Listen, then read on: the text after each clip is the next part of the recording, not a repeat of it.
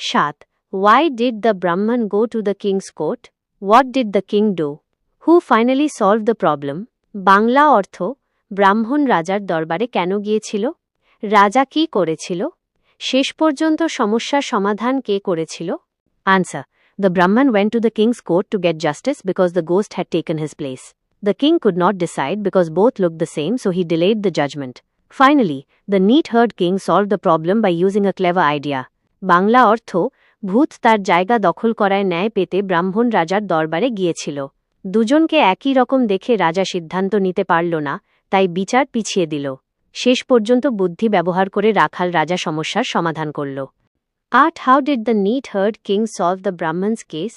বাংলা অর্থ রাখাল রাজা কিভাবে ব্রাহ্মণের সমস্যার সমাধান করেছিল? Answer. The neat-haired king told both men to enter a small bottle. The ghost changed into a tiny insect and entered the bottle. The king closed the bottle and trapped the ghost forever, giving back everything to the real Brahman. Bangla অর্থ রাখাল রাজা দুইজনকে একটি ছোট বোতলের ভিতর ঢুকতে বলল। ভূত ছোট পোকা হয়ে বোতলে ঢুকে যায়। রাজা বোতল বন্ধ করে ভূতকে চিরদিনের জন্য আটকে দিল এবং আসল ব্রাহ্মণকে সব ফিরিয়ে দিল।